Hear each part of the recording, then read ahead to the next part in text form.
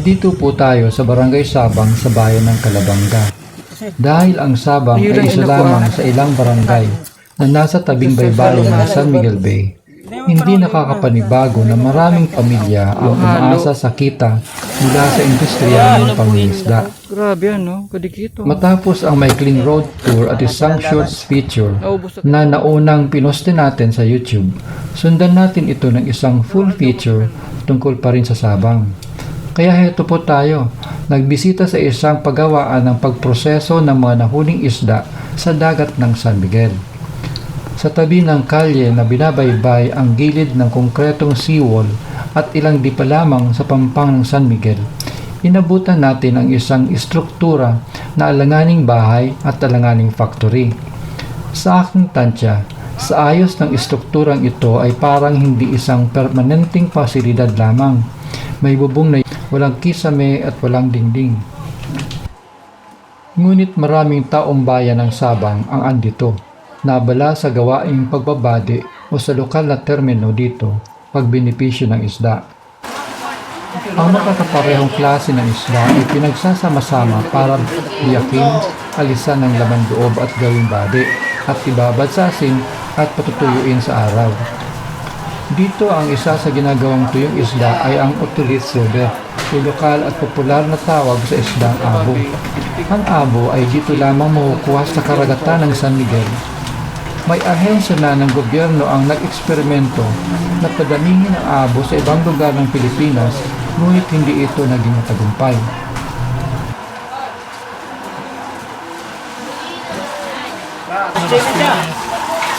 Pira man daw.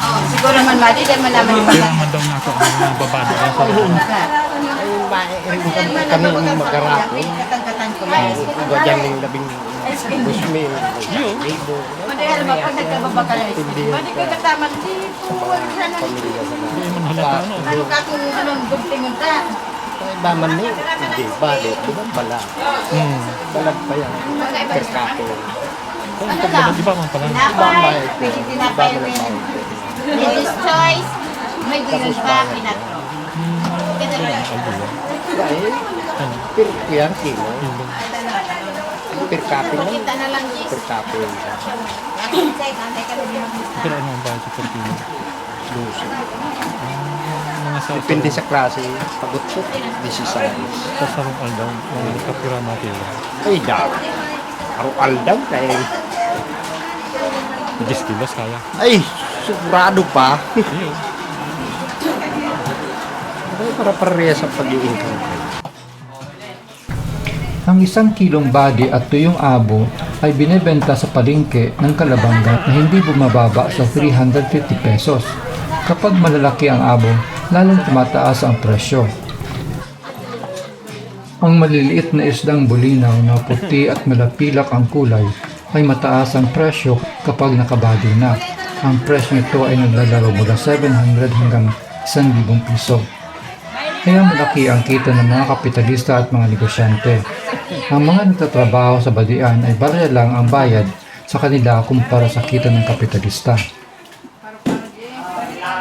Ang ganitong lugar ay hindi nag-iisa. Marami ang lokal na negosyante na naglagay ng paggawaan ng pagbinipisyo ng isda sa Sabang at iba pang karati barangay. Kaya masasabi natin na mahalaga sa mga taong bayan dito ang ganitong trabaho na malapit lang sa kanilang tirahan. Sa katunayan, ito ang malaking pinagkukunan ng mga residente dito ng kanilang pag-araw-araw na kita at pagkabuhay. Kaya ring maputi. Malinig na yung biro.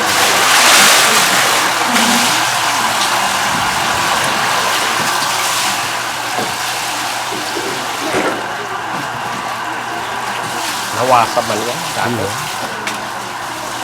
Ano nga sa hali ba? Iyo, ano ka kuyan? Kawahe. Commercialize.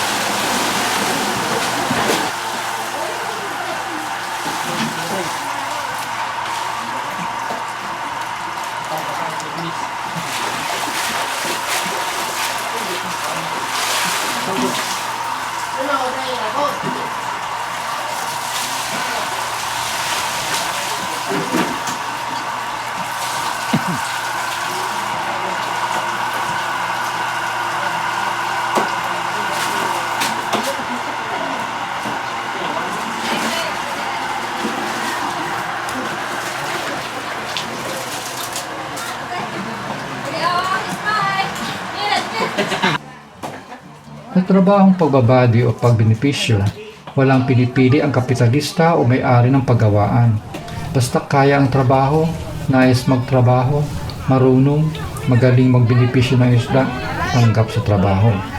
Dito sa badian, ang trabahador ay dapat walang delikadesa. Sa isang salita, dapat cowboy ang manggagawa. Ang pasilidad ng paggawaan ay nilulukob ng sangsang na amoy ng isda. Kasi, halo-halo nga ang amoy ng galing sa bagong huling isda. Mga nakababad sa asin na isda, nakababad sa tubig na isda, malalaking timba, konkreto o plastik na banyera na pinaghuhugasan ng isda, at ibang parte ng laman loob ng isda na sadyang inilis na. Maliban pa iyan sa mga nakabadi ng isda na nakabilad na sa araw sa may di kalayuan. Masasabing ang lugar ay tipikal na isang sweatshop. Ang sahig ay basa at naglilimahid na sa tubig at pinaghalong tagas ng mga binabading isda. Sa aking pagmamasid, hindi na iniinda ng mga manggagawa ang amoy, ang alingasaw ng lugar, ang basa at malapot na simento, at pati na ang init ng kapaligiran. Normal na ito sa kanila. Katunayan, maaari silang magkutkot ng pagkain habang nakapwesto sa trabaho at walang kiyemen nila itong ginagawa. Ang mga trabahador ay nakatsinilas lamang, mangilan-ngilan nga ay nakapaapa. Wala ring pasilidad ang paggawaan para sa daluyan ng tubig. Wala ring pasilidad para ang magamit at kontaminadong tubig ay ma-purify o malinis bago ito ibasura. Kaya ang nagamit at kontaminadong tubig ay tinatapon lang sa tabi at sa palibot ay di maiwasan na mapansin ang madaming langaw. Dahil ang isda ay natural na may amoy, ito ay malakas na magnet ng mga langaw. Ang natapos na naibabad na isda sa asin at nasaransan sa biladan sa araw at dumadagdag pa sa amoy ng hangin. Dito dapat pumapasok ang ilang ahensya ng gobyerno sa pagpapatupad ng mga alituntunin ukol sa kaligtasan, kalinisan at kaayusan sa kalusugan o health protocols ng mga manggagawa. Kaya lang, dahil walang nagrereklamo. Kapag walang nagrereklamo, walang aksyon ng gobyerno, ika nga.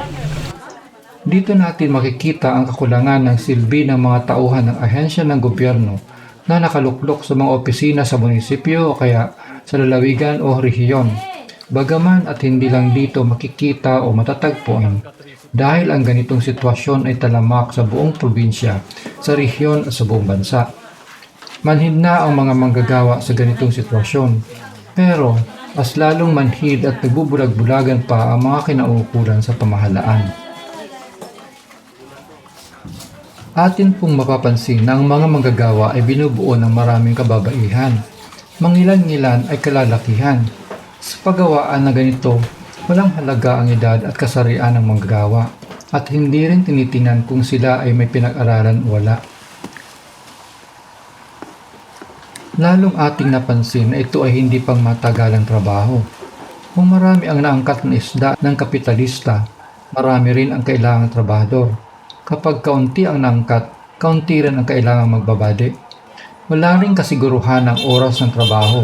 Ang nais kong tukuyin, tunay na nakaangkla ang oras ng trabaho sa dami ng isdang kailangang gawin.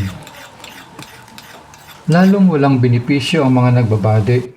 Ang kanilang sahod o kabayaran ay tinatasa kung ilang kilo ng partikular na isda ang kanilang nabade.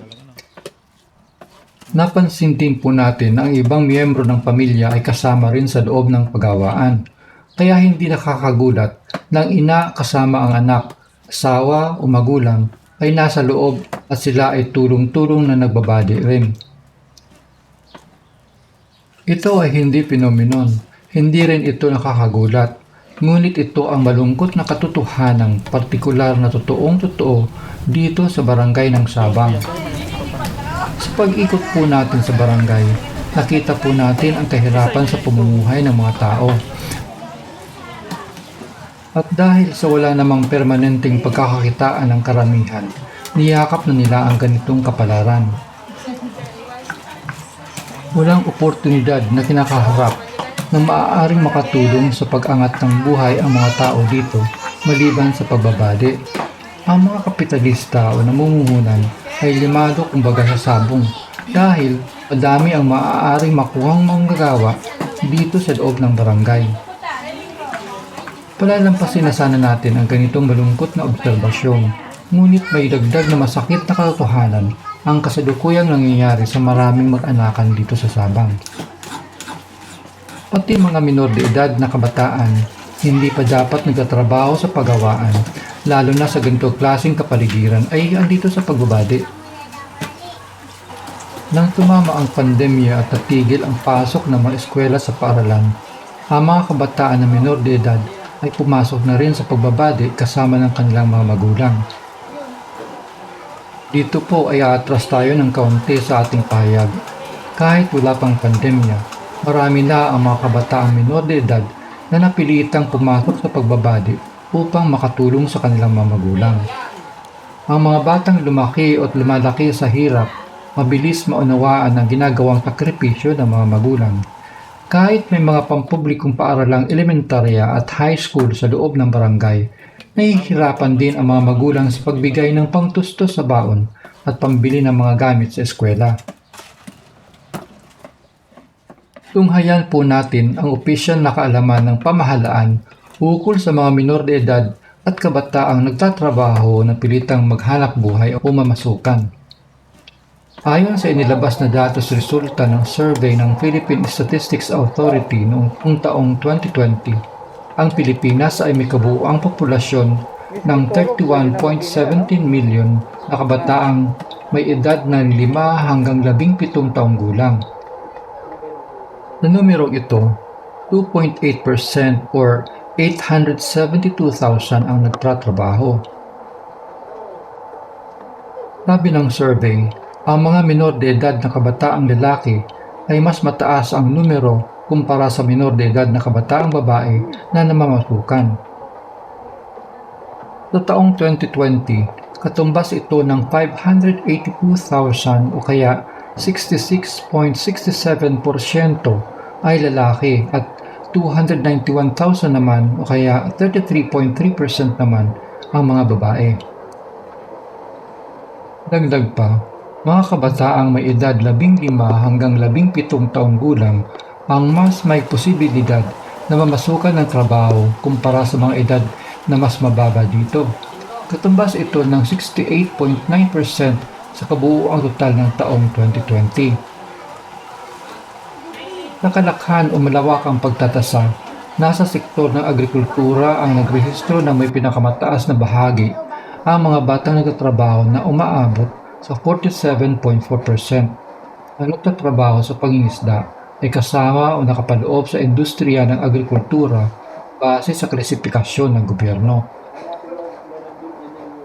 Noong taong 2020 at base sa datos ng survey, ang buong Kabikulan ay nagrehistro ng 11.1% ng kabuuang kabataang minor de edad na nagtatrabaho.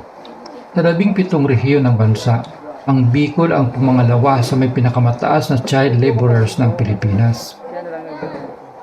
Atin pong tunghayan ang estadistika nito sa bar graph kung saan ikinumpara ang mga rehiyon ng bansa sa usaping child labor. Nilinaw ng survey na pag sinabing child labor, tinutumbok nito ang kabataang may edad 5 hanggang 17 taong gulang na nagtatrabaho sa lugar na naglalagay sa kanila sa hindi paborable at delikadong kalagayan at kapaligiran. Sabi pa ng survey, mayoriya sa mga minor de edad na kabataang namamasukan ay nagtatrabaho ng mula 20 oras pababa sa isang linggo. Ngunit ito ay posibleng hindi totoo kung sa Sabang na sitwasyon ang pag-uusapan.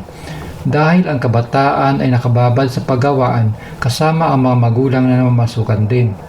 Ang mga magulang ay subsub sa trabaho na hihigit pa sa 20 oras sa isang linggo. Dagdag pa ng survey, ang numero ng mga batang namamasukan ay patuloy ang pagbaba kung ang pagbabasehan ang resulta ng taong 2019 kumpara sa 2020. Na nakaangkla ang datos sa batang namamasukan ng edad ay mula 5 hanggang 17 taong gulang. Kasi nga naman, sa datos nila, Sabi noong 2020, ang numero ng mga batang nagtatrabaho ay 597,000 kumpara noong 2019 na umabot sa 640,000. Sana ikinabit dito sa datos na ito kung ang pamilyang Pilipino ba ay nabawasan ang mahihirap at nagdarahop noong taong 2020 kung ikukumpara sa taong 2019. Mayaman sa impormasyon ang mga ginagawang survey ng ilang sangay ng pamahalaan. Makapal at mahalagang datos ang nakukuha nila bawat panahon ng survey. Ngunit aanhin ang maraming survey na ginagastahan taon-taon ng pamahalaan ng pera, pinaglalaanan ng oras at tinututukan ng mga kawani kung hanggang report lang na tinatago sa filing cabinets. Mas mahalaga at may kabuluhan sana kung tututukan ang pagpapatupad ng kaukulang mga batas para sa proteksyon ng mga manggagawa at mga batang napilitang magtrabaho dahil sa kahirapan sa buhay ng bawat pamilya. Aanhin ba ang maraming batas na naipasa na para sa pagtanggol sa karapatan ng mga manggagawa at mga kabataan kung hindi naman ito na ipapatupad? Anong silbi kung ang mga batas na ito ay walang positibong epekto sa paggaan ng kabuhayan ng mga naghihirap at ginagamit lamang na armas o sa English ay weaponized sa pagsupil sa kanila? Ninanakaw na nga ang oras ng kanilang kabataan. Inalisan pa ng pagkakataong mag-asenso ang mga kabataan at tuluyang malublob sa kumunoy ng kahirapan sa kanilang paglaki. Aanhin pa kaya ang damo kung patay na ang kabayo? Ang kasabihang madalas nating naririnig na angkop sa ganitong sitwasyon. Gaano kaya kadami ang lugar na katulad ang Sabang sa buong Kabikulan o sa buong Pilipinas? Kailangang kumilos at magkaisa ang mahihirap na taong bayan para sa kanilang karapatan at proteksyon. Kung nagustuhan po ninyo ang video ito, huwag kaligtaang mag-subscribe sa ating YouTube channel. Teka, may susunod pa tayong featured video at iyan ay sa pagbabalik nating muli. Maraming salamat po.